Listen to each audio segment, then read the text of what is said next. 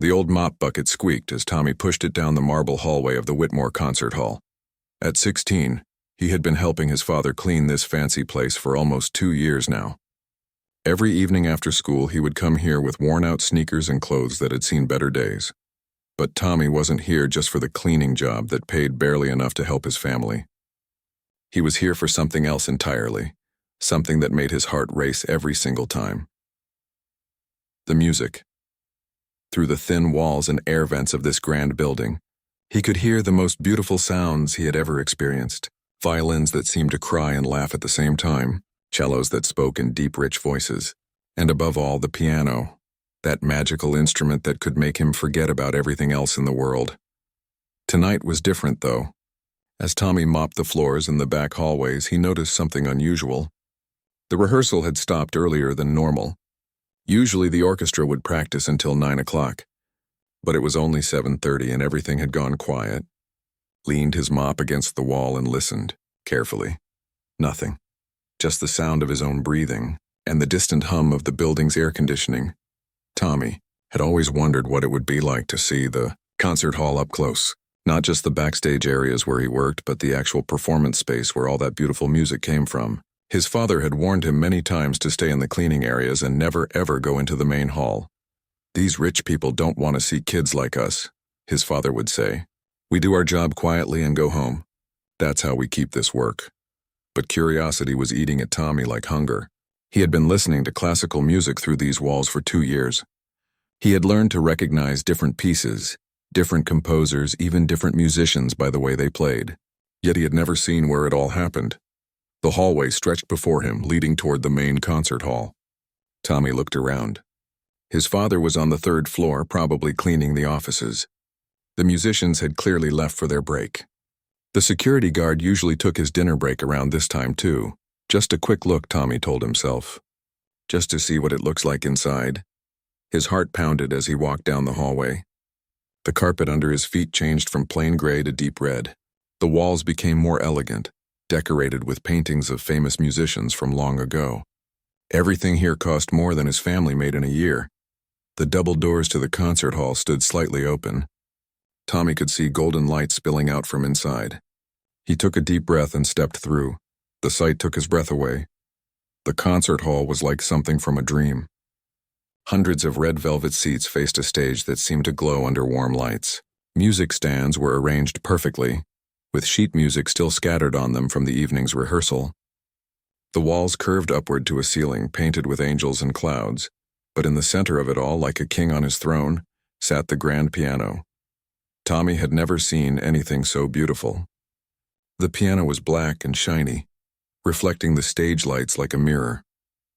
Its lid was open, showing the strings inside that created all those magical sounds he loved so much. The bench in front of it was simple but elegant, waiting for someone to sit down and bring the instrument to life.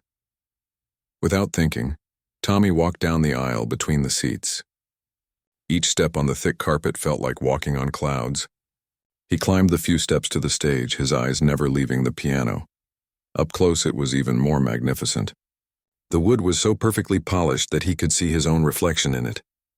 The keys, white and black in their perfect pattern, seemed to call to him.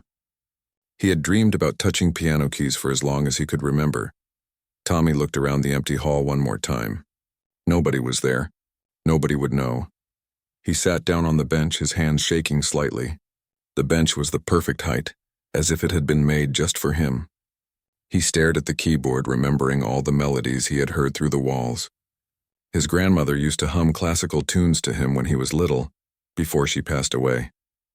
She had told him stories about the piano she used to play in the old country, before life became too hard and dreams had to be put away. Tommy lifted his hands and let them hover over the keys. He could almost feel the music waiting inside the instrument, ready to come out if only someone would set it free. His right hand came down gently on middle C. The note rang out clear and pure in the empty hall. It was more beautiful than anything he had ever heard through the walls. The sound seemed to fill every corner of the space, bouncing off the walls and ceiling before coming back to him. He pressed another key, then another. Without any formal training, without ever having touched a piano before, Tommy began to play a simple melody. It was something he had heard the orchestra practice many times, a slow, sad piece that always made him think of his grandmother. His left hand joined in, finding the lower notes that would support the melody. Somehow his fingers seemed to know where to go. The music flowed out of him like water from a spring, natural and unstoppable. Tommy closed his eyes and let the music take over. In this moment, nothing else existed. Not the shabby apartment where his family lived. Not the kids at school who made fun of his old clothes. Not the worry about whether they would have enough money for groceries this week. There was only the music, pure and perfect and true. He played louder now, more confidently. The piano responded to every touch, every emotion he poured into it. The melody grew and changed, becoming something new, something that came from deep inside his heart. The music filled the concert hall completely, transforming the empty space into something alive and magical. Tommy felt like he was flying, like he had found the one thing in the world he was meant to do. He was so lost in the music that he didn't hear the footsteps in the hallway. He didn't notice the shadow that appeared in the doorway. He didn't see the man in the expensive suit who stood there, watching in shock and growing anger. Tommy played on, his eyes closed, his whole being focused on the beautiful sounds flowing from his fingertips. For these precious moments, he wasn't the poor cleaning boy who didn't belong in this fancy place. He was a musician, an artist, someone who could create beauty in the world. The last note hung in the air like a prayer, slowly fading into silence. That's when Tommy heard the voice, sharp and angry, cutting through his dream like a knife. The voice that would change his life forever. "Don't touch my piano, poor boy!" The voice boomed across the concert hall like thunder. Tommy's eyes snapped open and his hands flew away from the keys as if they had been burned. His heart stopped for a moment before starting to beat so fast he thought it might explode. Standing in the doorway was a tall man with silver hair and eyes that looked like ice. He wore a black suit that probably cost more than Tommy's family made in 6 months.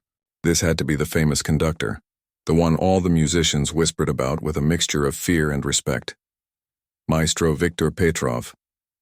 Tommy had heard stories about this man. How he had trained at the best music schools in Europe. How he had conducted orchestras in the greatest concert halls around the world. How he demanded perfection from everyone around him and had no patience for mistakes. And how he absolutely hated anyone who didn't belong in his world of classical music. "Get away from there immediately," Petrov shouted, his accent thick with anger. He strode down the aisle like a storm approaching, his expensive shoes clicking sharply against the floor. "How dare you put your dirty hands on my instrument?" Tommy jumped up from the bench so quickly that it almost fell over. His legs felt like jelly, and for a moment he thought he might collapse right there on the stage. All the beauty and magic of the past few minutes disappeared, replaced by cold fear.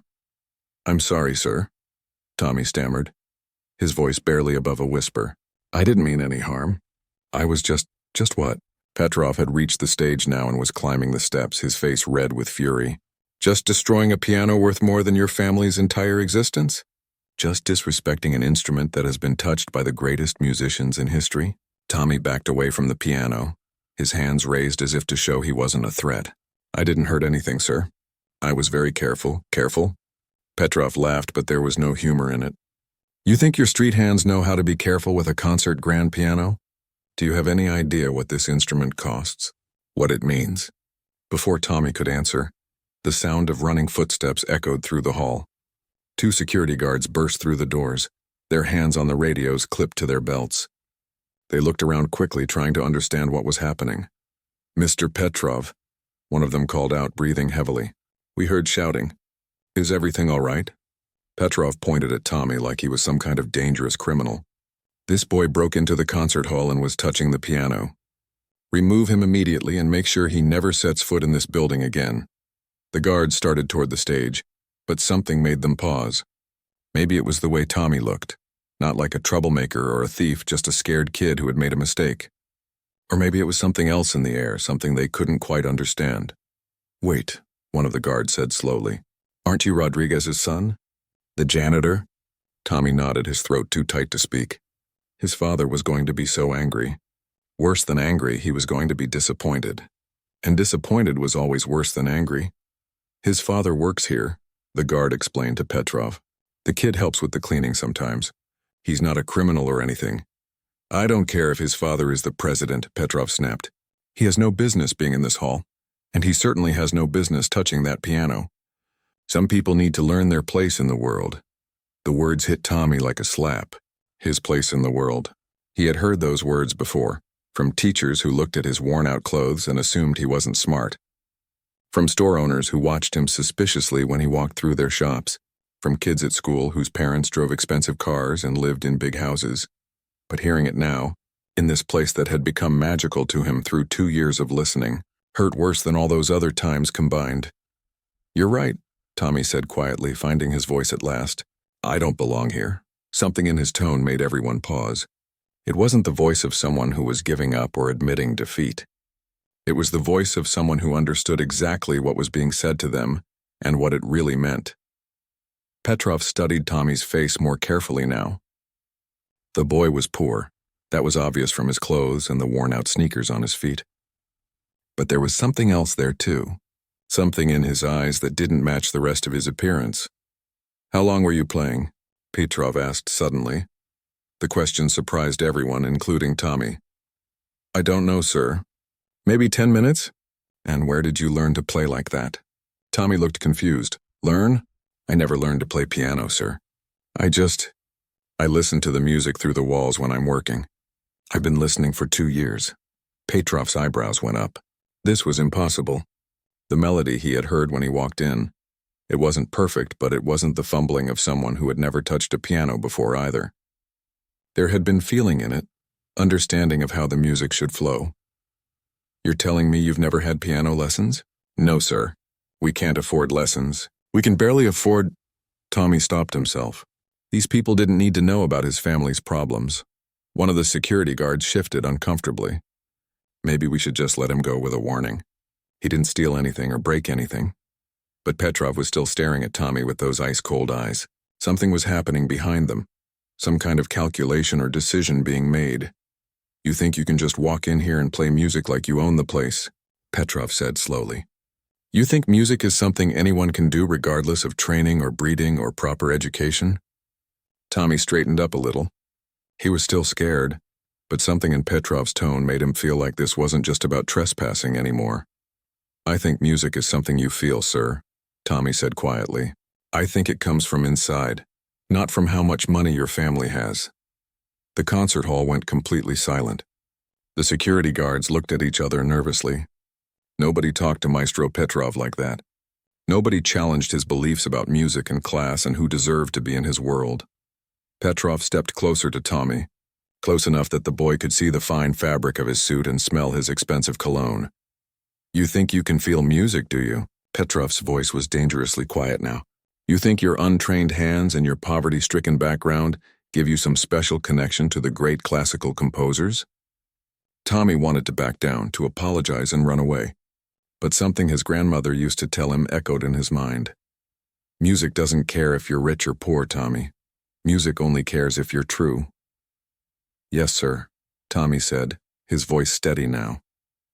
"I do think that." Petrov smiled, but it wasn't a friendly smile. It was the smile of a hunter who had just found the perfect prey, then prove it. The words hung in the air like a sword about to fall. Petrov's smile grew wider, but there was no warmth in it. It was the smile of someone who was about to watch another person fail completely. "You want to prove that music comes from the heart instead of proper training?" Petrov said, walking slowly around Tommy like a cat circling a mouse. "Then let's see exactly what your heart can do." The security guards looked at each other nervously. This wasn't how these situations usually went. Normally, troublemakers were just escorted out and banned from the building. But something different was happening here, something that made the air in the concert hall feel electric. "I'll give you one chance," Petrov continued, his voice echoing in the empty hall. "One opportunity to prove that all my years of study, all my training at the finest conservatories in Europe, all my work with the greatest musicians in the world, that none of it matters compared to your feelings." Tommy's mouth felt dry. He could feel sweat starting to form on his palms despite the cool air in the hall. This wasn't what he had expected when he snuck in to look at the piano. This was turning into something much bigger and much more dangerous. "What do you want me to do?" Tommy asked, surprised by how steady his own voice sounded. Petrov walked over to a pile of sheet music on one of the music stands. He flipped through several pages before pulling out a single piece. The paper looked old and well-used, covered with tiny black notes that looked like an army of ants marching across the white background. Chopin's Ballade No. 1 in G minor, Petrov announced, holding up the sheet music like it was a weapon, one of the most technically challenging pieces ever written for piano. It requires years of training to play properly. Most of my students struggle with it even after months of practice. Tommy stared at the sheet music, but the notes might as well have been written in a foreign language. He had never learned to read music. All the melodies he knew came from listening, from feeling the rhythm and flow of the songs that drifted through the walls during orchestra practice. I can't read music, Tommy said honestly. I never learned how. Even better, Petrov said with that cold smile. That makes this more interesting. You see, I'm going to play this piece once, just once, and then you're going to play it back for me perfectly. One of the security guards stepped forward. Sir, maybe this isn't... Petrov held up his hand to silence the guard.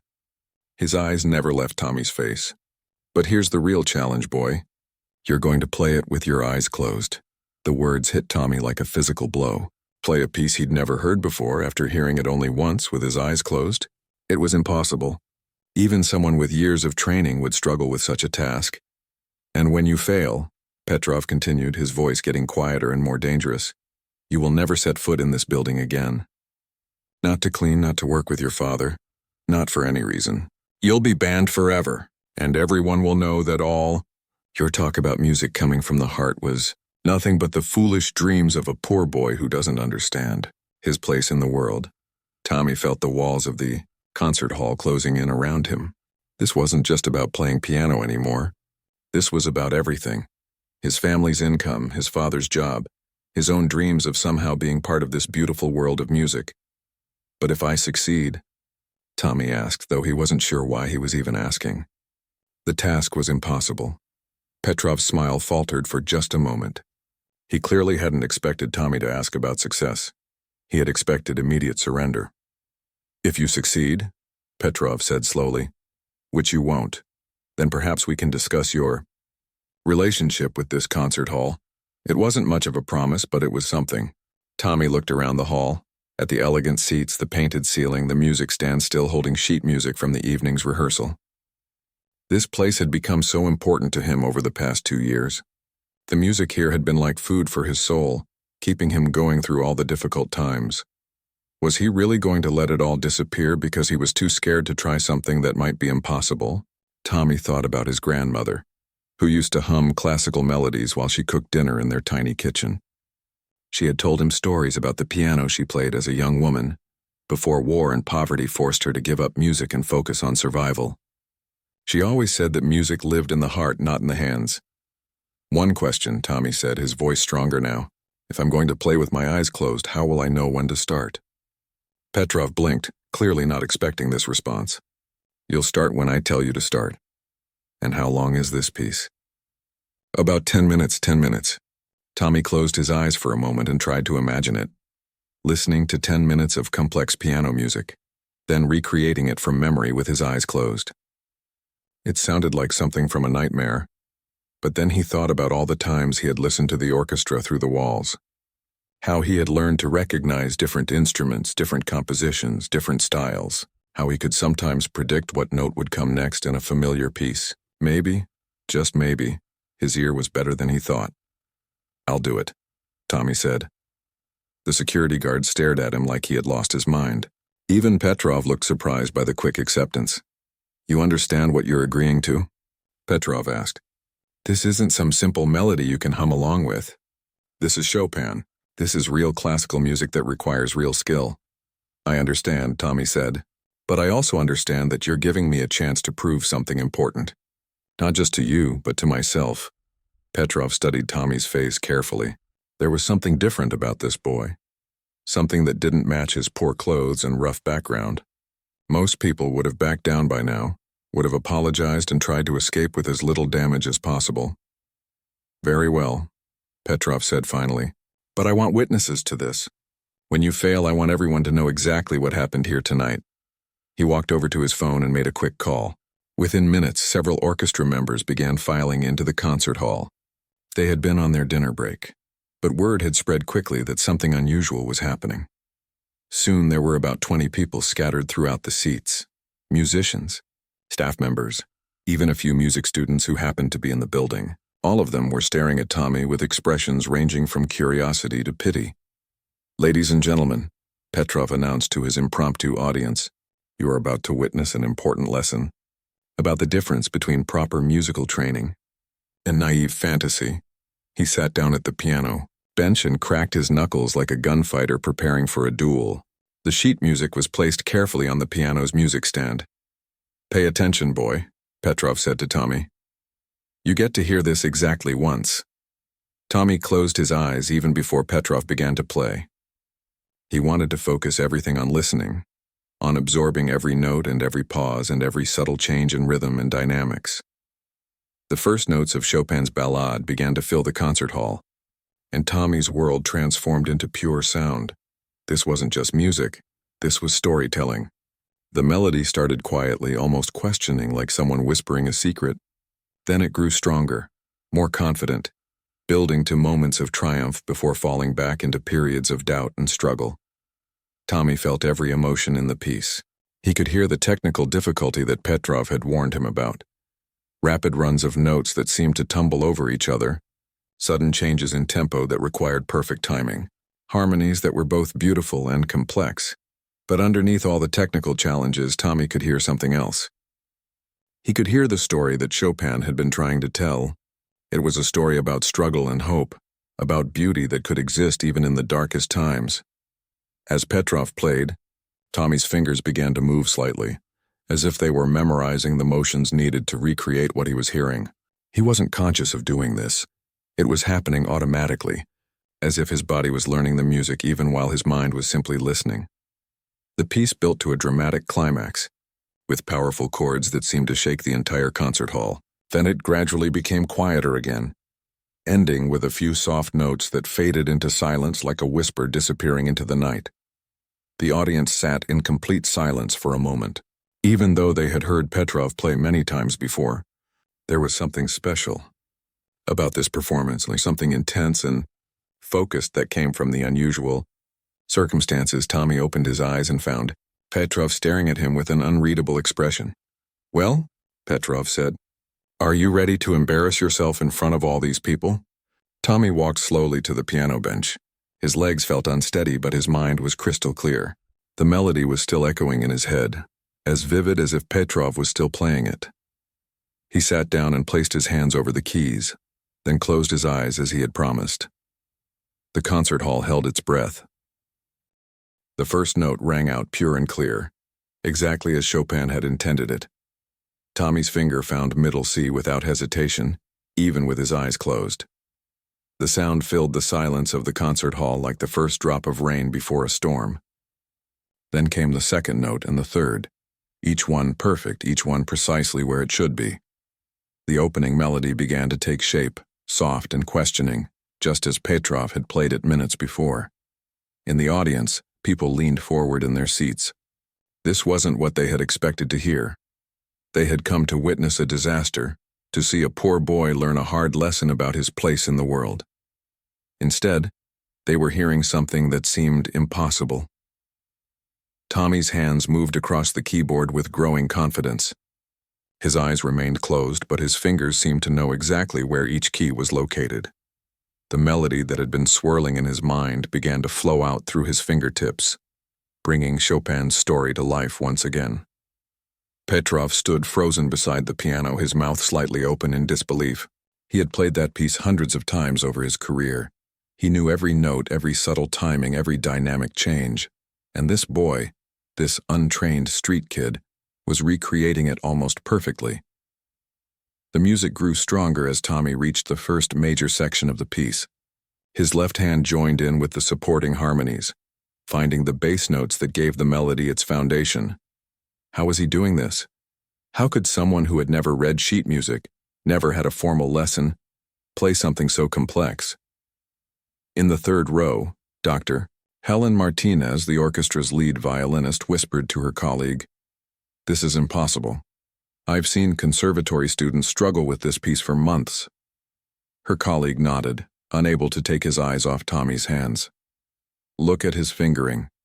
It's not textbook perfect, but it works. He's finding his own way to make the music happen. Tommy was completely lost in the performance now. With his eyes closed, the rest of the world had disappeared.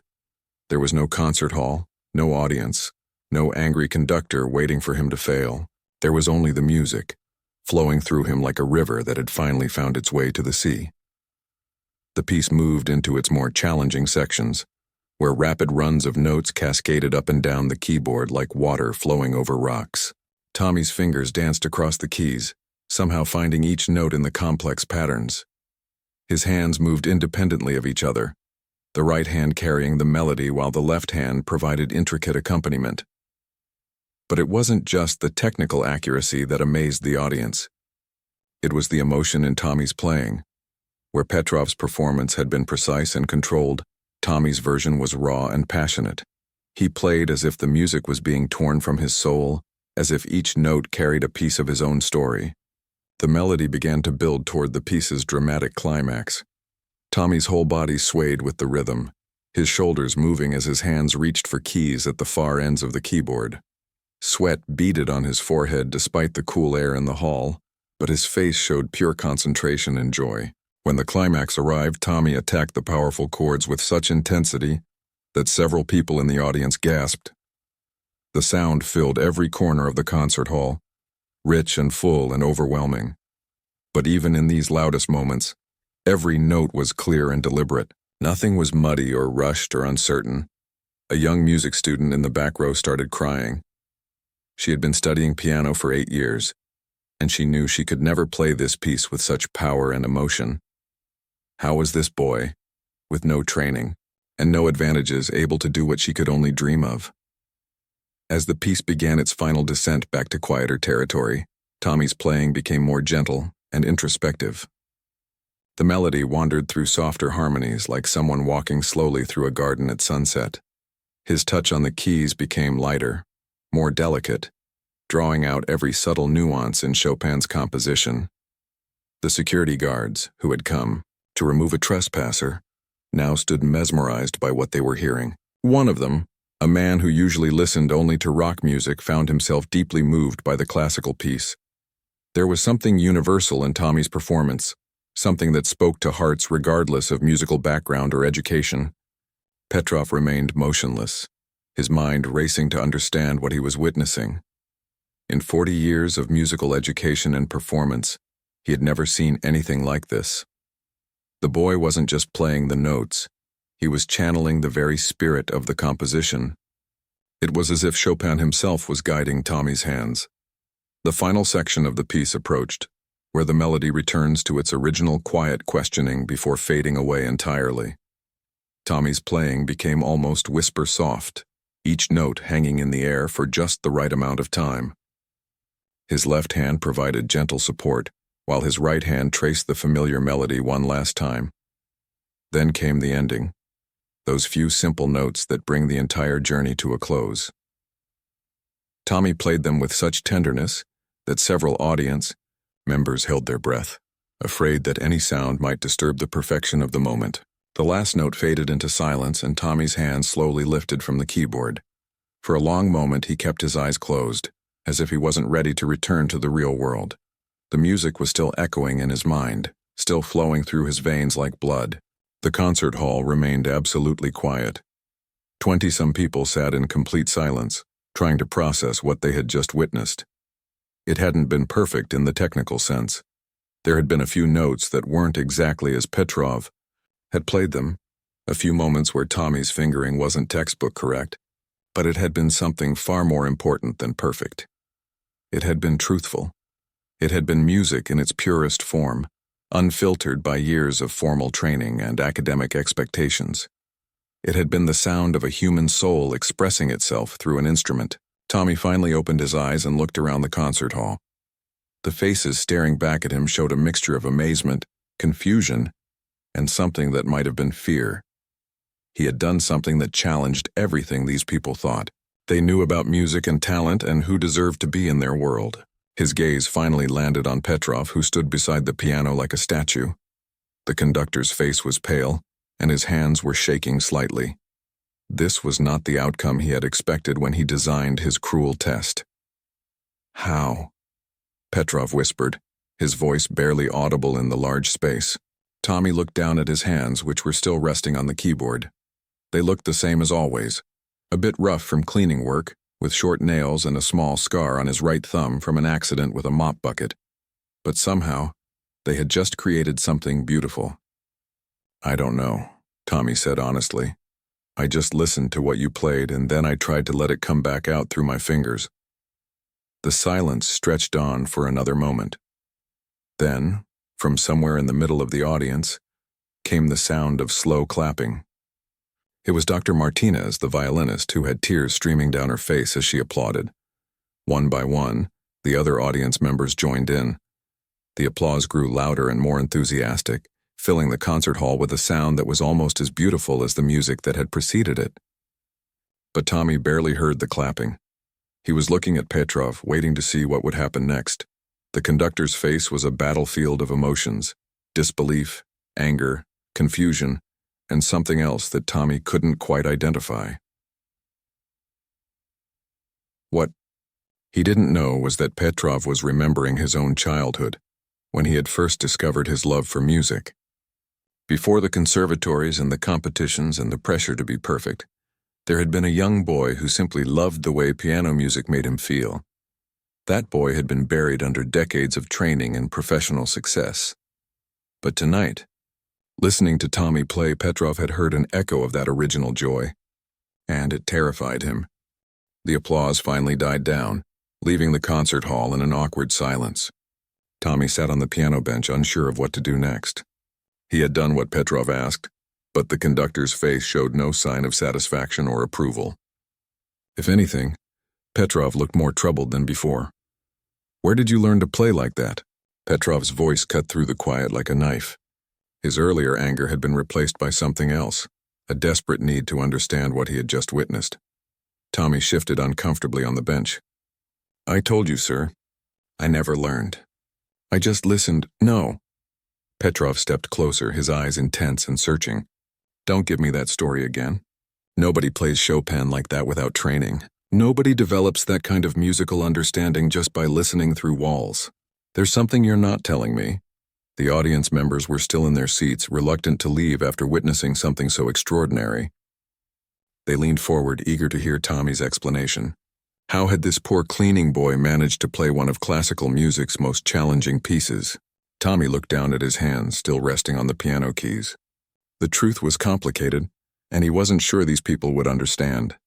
But Petrov's stare was unrelenting, and the silence in the hall was becoming uncomfortable. "My grandmother," Tommy said quietly, his voice barely carrying to the back rows. She taught me things when I was little." "What kind of things?" Petrov pressed. "Did she give you piano lessons?" "Not exactly lessons," Tommy said, his memories drifting back to a small apartment that always smelled of cooking spices and old books. "She didn't have a piano. We couldn't afford one, but she would hum melodies to me and she would tell me stories about music." Petrov frowned. "Humming and stories don't teach someone to play Chopin." Tommy was quiet for a long moment, as if deciding whether to reveal something important. Finally, he looked up and met Petrov's eyes. "She had a keyboard," he said. "It was old and broken. Half the keys didn't work, and it had to be plugged into the wall or the batteries would die after 10 minutes. But she kept it in her bedroom, and sometimes, when my parents weren't around, she would show me things." The audience was completely silent now, hanging on every word. This was more than just an explanation of Tommy's musical ability. It was becoming a story about family and secrets and dreams passed down through generations. "What kind of things did she show you?" Dr. Martinez asked gently from her seat in the third row. Tommy glanced at her, grateful for the kindness in her voice. She would put her hands on the keys, the ones that still worked, and show me how different fingers could make different sounds.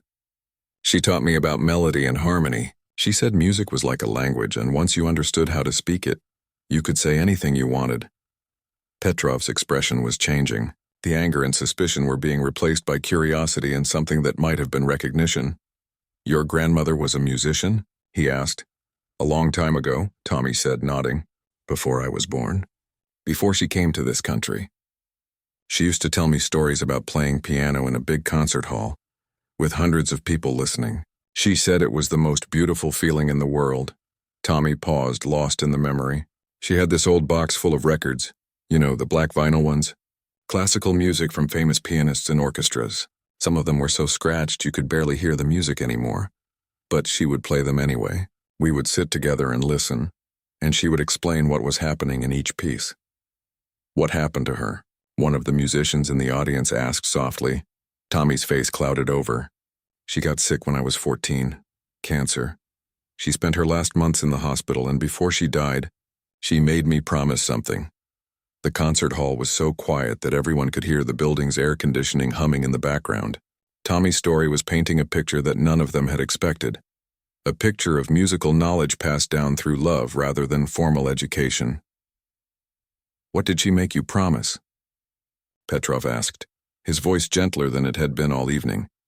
"She made me promise that I wouldn't let her music die with her," Tommy said, his voice thick with emotion.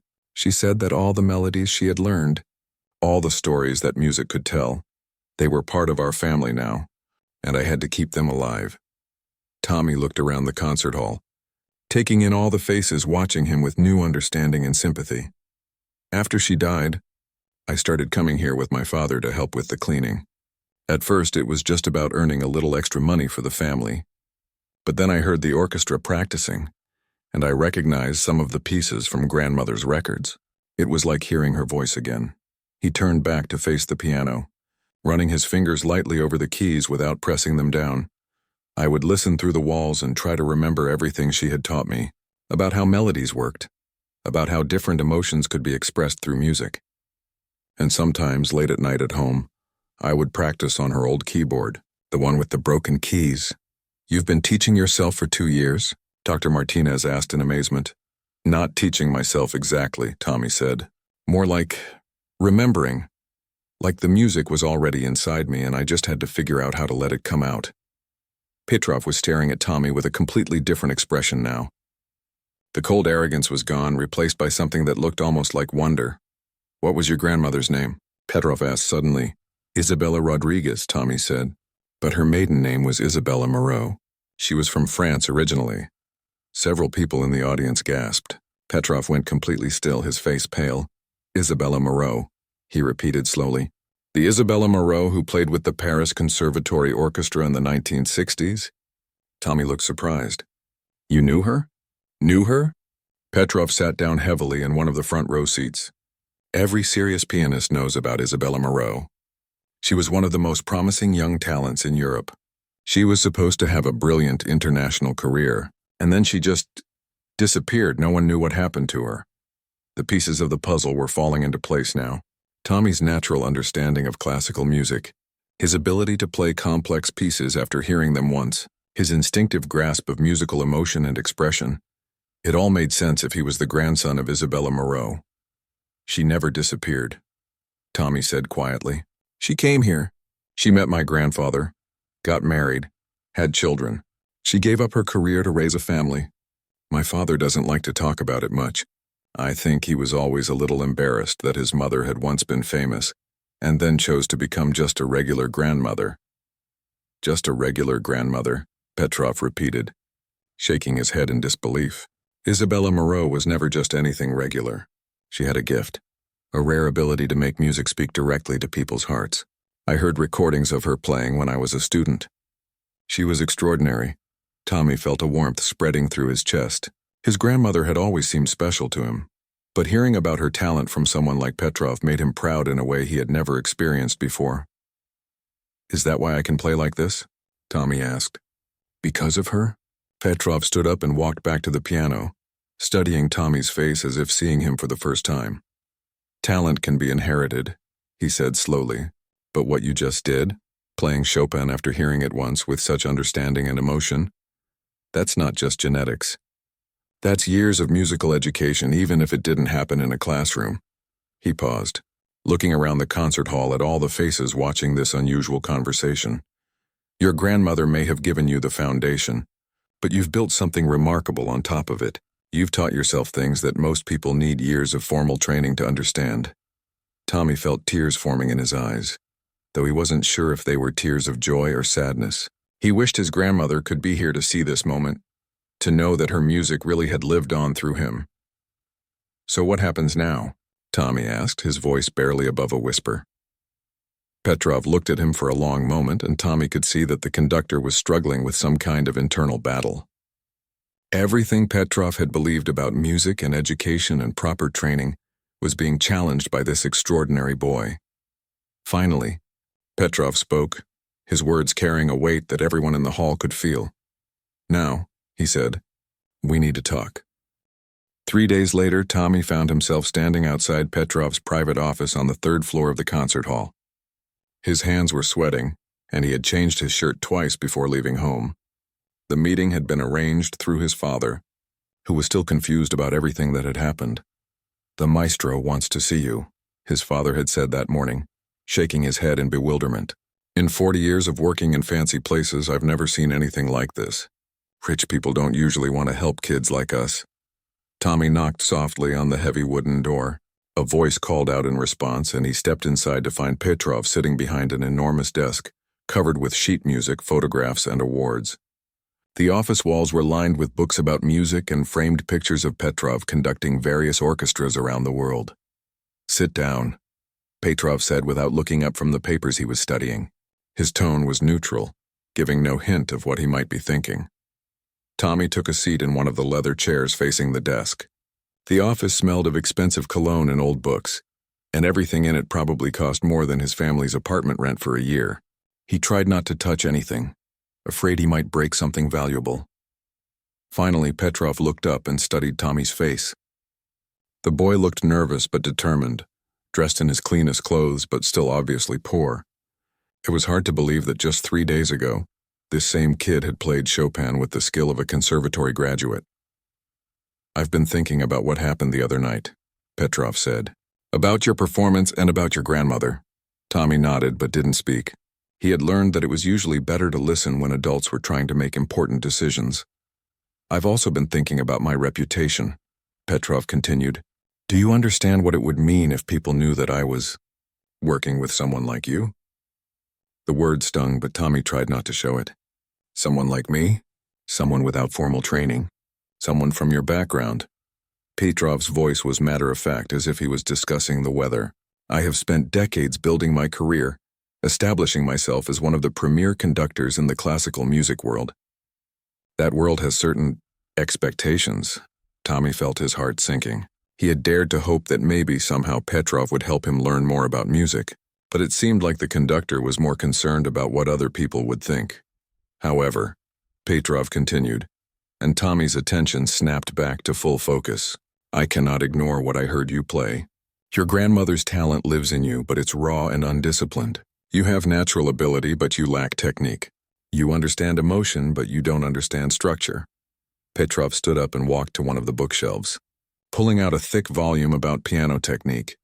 "If you were to continue developing on your own, you would reach a plateau very quickly.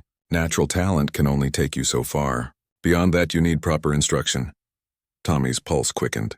Was Petrov actually offering to teach him?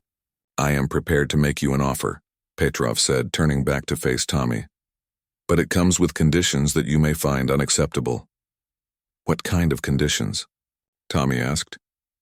Petrov returned to his desk and sat down, his fingers drumming against the polished wood surface. "First, this arrangement must remain completely secret. No one can know that I am giving you lessons. If word gets out, it ends immediately, and you will never be welcome in this building again." Tommy nodded quickly. He didn't care about secrecy as long as he could learn.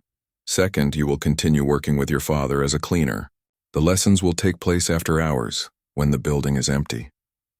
You will enter through the service entrance and leave the same way." "I understand," Tommy said. "Third, and this is most important, you will work harder than you have ever worked in your life.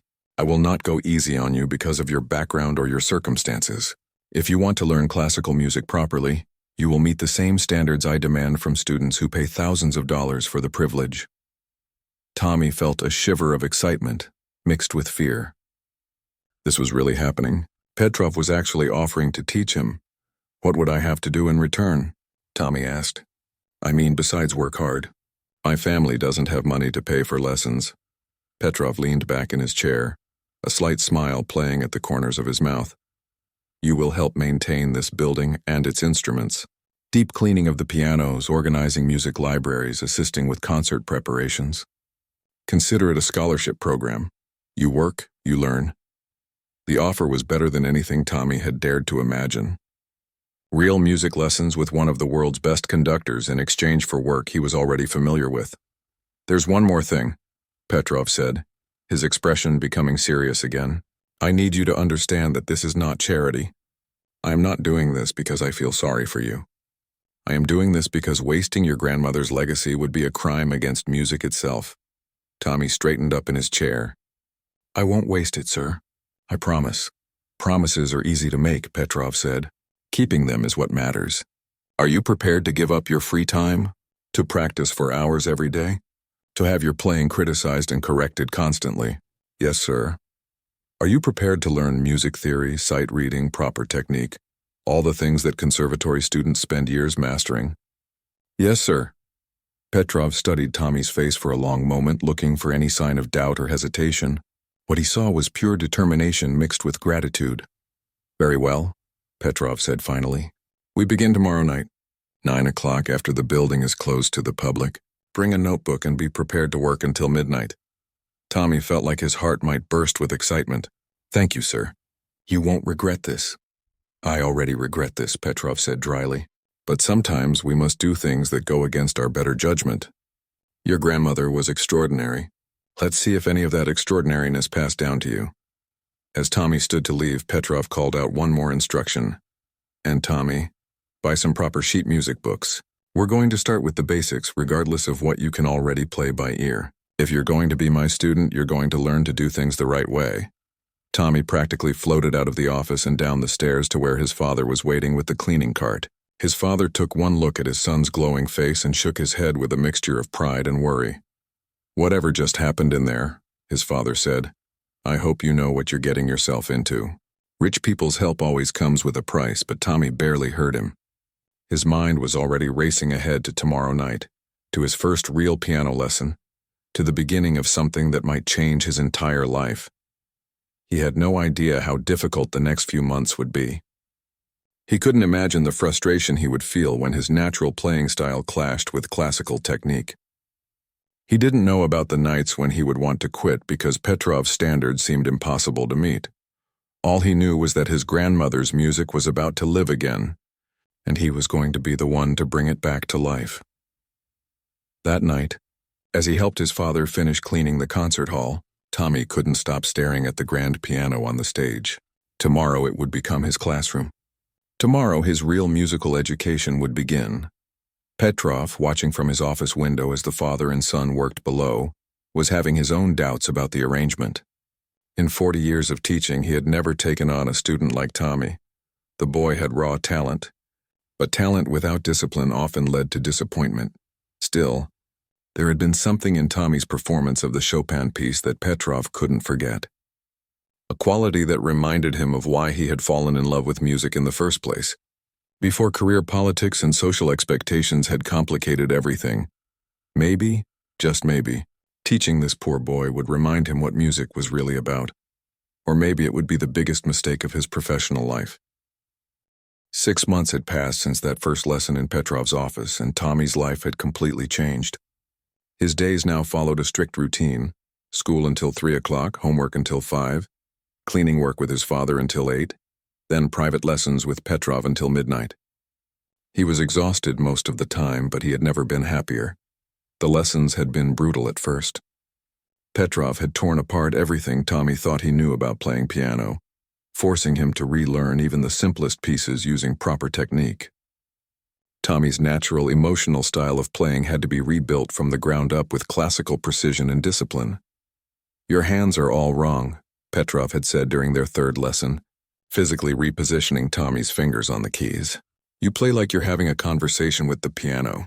Classical music requires you to command the instrument, not chat with it. There had been nights when Tommy wanted to quit, when Petrov's criticism felt too harsh, when the technical exercises seemed pointless compared to the beautiful melodies he could already play by ear. But every time he considered giving up, he would think about his grandmother and the promise he had made to keep her music alive. Slowly, painfully, Tommy began to improve. His technique became cleaner, his reading skills developed, and he learned to balance his natural musicality with classical structure. The combination was proving to be extraordinary. "You're ready," Petrov announced one evening as Tommy finished playing a Mozart sonata. "It's time for you to perform in public." Tommy looked up from the keyboard in surprise. "Public? But I thought this was supposed to stay secret." Petrov smiled, something he had been doing more often lately. "Not as my student. As a mystery. There's a small club downtown called the Blue Note. They host classical music nights once a month. Amateur performers, music students, people who just love to play. You could perform there under a different name." The idea terrified and excited Tommy in equal measure. "What if someone recognizes me?" "No one there will know you," Petrov said. "It's a completely different world from the concert hall circuit. Working-class people who love classical music but can't afford symphony tickets. It would be perfect for you to start building experience." That's how Tommy Rodriguez became David Chen, a combination of his middle name and his mother's maiden name. With Petrov's help, he created a simple backstory about being a self-taught pianist who worked odd jobs to support his musical interests. It wasn't entirely a lie. His first performance at the Blue Note was a disaster. Tommy's hand shook so badly he could barely hit the right keys, and he forgot an entire section of the Chopin nocturne he had chosen to play. The small audience of about 30 people was polite, but clearly unimpressed. "That was terrible," Tommy said to Petrov afterward as they walked to the subway station. "Yes, it was," Petrov agreed bluntly. "Stage fright is normal. You'll get better with practice. The question is, do you want to try again next month?" Tommy didn't hesitate. "Absolutely." The second performance went better. Tommy managed to complete his piece without major mistakes, and he even received some genuine applause. An elderly woman approached him afterward and said his playing had reminded her of her late husband, who had loved classical music. By his fourth performance, something magical started to happen. Tommy began to relax on stage, and his natural musical personality started to shine through the classical technique Petrov had taught him. He played with a passion and authenticity that was rare in the formal classical world. Word began to spread in the small community of classical music lovers who frequented the Blue Note. People started coming specifically to hear David Chen play. The club owner, a jazz musician named Carlos who had never cared much for classical music, found himself moved by Tommy's performances. "There's something special about that kid," Carlos told his regular customers. "He plays like the music is coming straight from his soul." Tommy's reputation grew beyond the Blue Note. He was invited to play at small venues around the city, coffee shops, bookstores, community centers, always under his stage name, always keeping his real identity secret. Petrov helped him develop a repertoire that showcased both his technical skills and his emotional depth. The audiences at these venues were different from the wealthy patrons of places like the Whitmore Concert Hall. They were teachers and nurses and construction workers who had discovered a love for classical music despite their modest backgrounds. They connected with Tommy's playing in a way that felt genuine and heartfelt. "You're developing something unique," Petrov told him one evening after a particularly successful performance at a small community theater. "Classical technique with street heart. It's exactly what this music needs, someone who can make it speak to regular people again." But success brought its own challenges. Tommy was getting recognized more often, and he had to be increasingly careful about keeping his two identities separate. At school, he was still just the janitor's son who helped clean buildings after classes. At home, he was the dutiful child who contributed to the family income. But in the underground classical music scene, he was becoming a phenomenon. The stress of maintaining the secret was taking its toll on his family relationships. His parents noticed he was always tired, always distracted. His younger sister complained that he never had time to help her with homework anymore. His father worried about the late nights and the changes in Tommy's behavior. "You're different these days," his father said one morning as they rode the bus to the concert hall. "More serious, more distant. This job isn't supposed to change who you are." Tommy wanted to tell his father about the lessons, about the performances, about the incredible transformation happening in his musical abilities. But he had promised Petrov to keep everything secret, and breaking that promise could end everything. The tension came to a head during a performance at a small gallery opening. Tommy was playing background music, Mozart and Chopin pieces that were supposed to provide elegant atmosphere for the art viewing. But as he played, he noticed that people had stopped looking at the paintings and were gathering around the piano instead.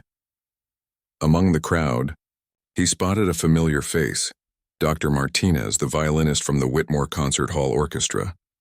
She was studying his face intently, clearly trying to figure out where she had seen him before. Tommy's hands trembled slightly as he continued playing, but he forced himself to maintain composure. When the piece ended, Dr. Martinez approached the piano. "Excuse me," she said, her voice kind but curious.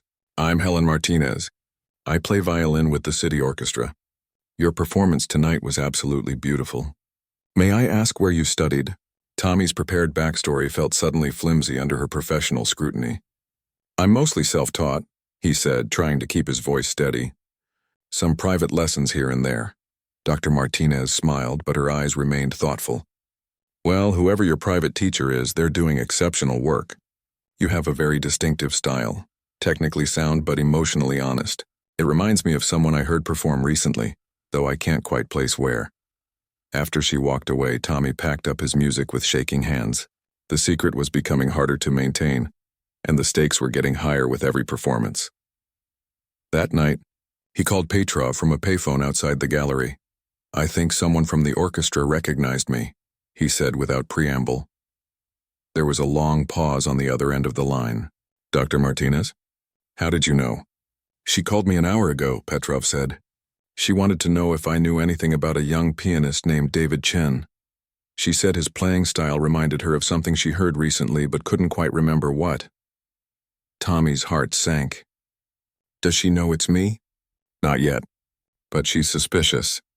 Helen Martinez has an excellent memory and sharp instincts. If she starts investigating, she'll figure it out eventually." Tommy leaned against the payphone booth, feeling the weight of the secret pressing down on him. "What do we do?" Petrov was quiet for a long moment. When he spoke again, his voice carried a new determination. "We take this to the next level," he said. "It's time for David Chen to perform somewhere bigger, somewhere that will establish you as a legitimate artist before anyone can question your background." "What do you mean?" "The Whitmore Concert Hall hosts an annual showcase for emerging classical artists. Applications for next year's event are due next week. It's time to see if you're ready for the big stage." Tommy's breath caught in his throat. The Whitmore Concert Hall, the place where this entire journey had begun 6 months ago. The idea of performing there officially, as an invited artist rather than a trespassing cleaning boy, seemed impossible and terrifying and wonderful all at the same time. "Do you think I'm ready?" he asked. "There's only one way to find out," Petrov replied. "The question is, are you ready to find out?" The night of the Whitmore Concert Hall's annual Emerging Artists Showcase had arrived, and Tommy stood backstage feeling like he might throw up. The same hallways where he had cleaned floors. For 2 years now buzzed with excitement as performers and audience members prepared for the evening's performances. He wore a simple black suit that Petrov had helped him buy, the first formal clothing he had ever owned. In his hands, he held the program that listed him as David Chen piano, performing Chopin's Ballad No. 1 in G minor, the same piece that had started everything 8 months ago. "Second thoughts?" Petrov asked, appearing beside him in the wings. The conductor looked nervous too, though he was trying to hide it. "About 1 million of them," Tommy admitted. "What if they hate me? What if someone figures out who I really am? What if I mess up in front of all those people?" Petrov placed a hand on Tommy's shoulder. "Do you remember what your grandmother told you about music? That it doesn't care if you're rich or poor," Tommy recited. "Music only cares if you're true." "Then be true tonight," Petrov said simply. "Everything else will take care of itself." Through the curtain, Tommy could hear the audience settling into their seats. 500 people, the largest crowd he had ever played for. He peeked out and saw the familiar red velvet seats, the painted ceiling, the elegant chandeliers. But now, instead of feeling like an intruder, he felt like he belonged here. The first half of the showcase featured a young violinist from the local conservatory and a flute player who had just graduated from music school. Both were technically excellent, but their performances felt safe and academic to Tommy. Beautiful. but not particularly moving. During intermission, Tommy retreated to a small practice room to run through his piece one more time. His fingers moved automatically through the familiar passages, but his mind was elsewhere, thinking about the journey that had brought him to this moment. A soft knock on the door interrupted his thoughts. "Come in," he called. To his surprise, Dr. Martinez stepped into the room. She was dressed elegantly for the evening's performance, but her expression was serious and determined. "Hello, David," she said, though something in her tone suggested she wasn't entirely convinced that was his real name. "I wanted to wish you luck tonight. I've been looking forward to hearing you play in a proper concert setting." "Thank you," Tommy said, trying to keep his voice steady. "That means a lot coming from someone with your experience." Dr. Martinez studied his face carefully. "You know, I've been thinking about your playing style ever since I heard you at that gallery opening. There's something so familiar about it, but I couldn't place what it was." Tommy's heart began to race. "Oh? Yes, it reminds me of recordings I used to study when I was a student. Isabella Moreau, do you know her work?" The name hit Tommy like a physical blow. He tried to keep his expression neutral, but Dr. Martinez was watching him too closely. "I've heard of her," he said carefully. "She had this incredible ability to make classical music feel personal and immediate. Not everyone can do that, it's a rare gift. The way you play, especially your emotional phrasing and your approach to dynamics, it's remarkably similar to her style." Before Tommy could respond, another knock came at the door. This time it was the stage manager, calling for places for the second half of the program. "We'll continue this conversation after your performance," Dr. Martinez said with a knowing smile. "Break a leg, David." As Tommy walked toward the stage, his mind raced with panic and possibility. Dr. Martinez clearly suspected something, but what exactly did she know? And more importantly, what would she do with that knowledge? The stage lights were brighter than anything he had experienced in the small venues where he usually performed. The grand piano sat in the center of the stage like a black jewel, waiting for him. Beyond the footlights, he could sense the audience watching expectantly. The announcer's voice echoed through the hall. "Ladies and gentlemen, please welcome pianist David Chen, performing Chopin's Ballade No. 1 in G minor." Tommy walked to the piano bench and sat down, his hands automatically finding their position over the keys. The hall fell completely silent, and for a moment, he was transported back to that night 8 months ago, when he had first touched these keys as a scared, curious cleaning boy. He closed his eyes and began to play. The opening notes floated out into the hall, soft and questioning, just as they had that first night. But now, Tommy's technique was clean and precise, trained by months of intensive work with Petrov. The emotional depth was still there, but it was channeled through proper classical structure.